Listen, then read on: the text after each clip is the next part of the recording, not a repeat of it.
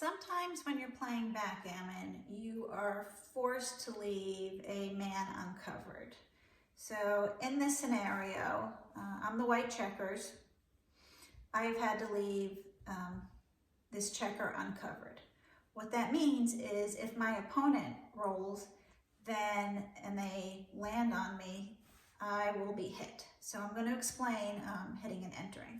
So we're going to assume the opponent has gone and they have rolled a 6 and a 5.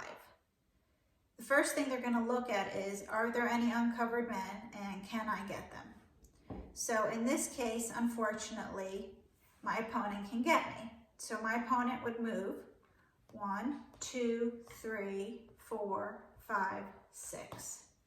Okay, they have landed on me, which means this piece now sits on top of the board. They have a 5 that they have to move, so they've used up their 6. Now they have to use up their 5. So they could do this, 1, 2, 3, 4, 5. But I have 3 white checkers, so this triangle is no longer available, so they can't move this man. Well, they still have to use the 5, so their options are to move this one, to move this one, any of these that are left, as long as the triangles are available.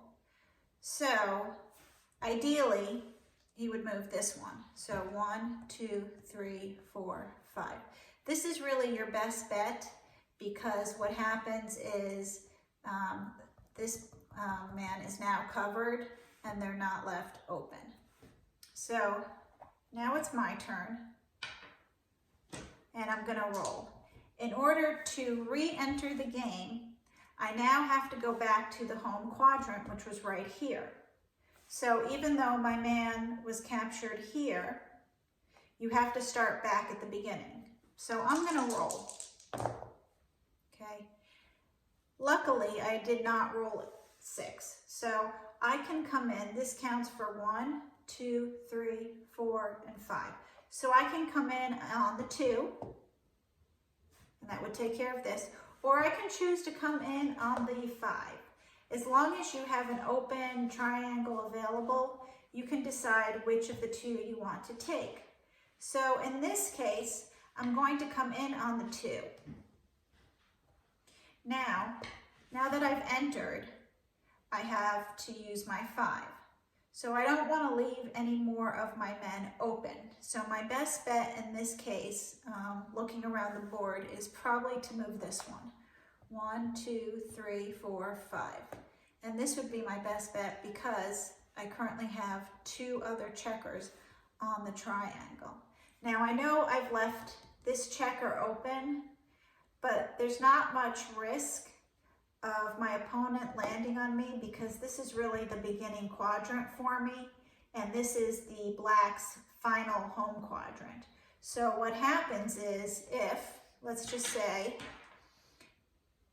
let's put this back. So now it's black's turn. If black were to roll a 4 and a 3, and they were to decide, okay, I rolled a 4, and my white opponent has left something uncovered. I'm gonna hit them. 1, 2, 3, 4. Okay, they've used up their 4. Your piece goes in the middle. The problem with that is they have no way to cover themselves. They have to take their 3. 1, 2, 3. Now they stand to leave 2 uncovered. So the 3 there is probably not a good idea.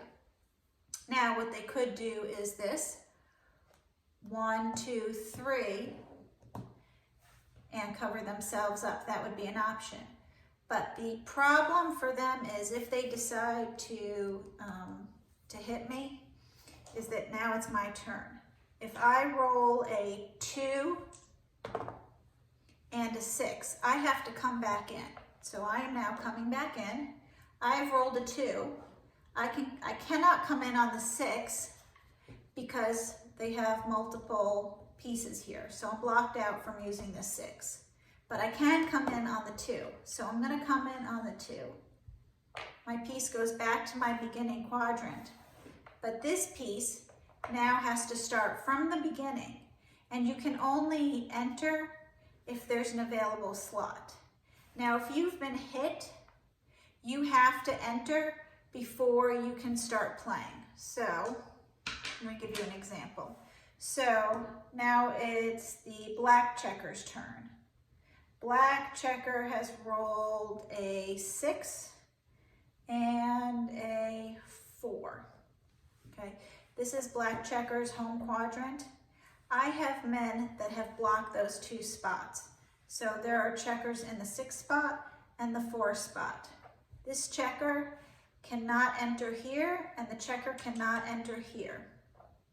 So the player using the black checkers must forego their turn, and the player using the white checkers proceeds. In order, if you've been hit, you have to enter before you can continue playing. So this can be a real problem if your opponent has really blocked the home area, because it prevents you from possibly playing a large portion of the game.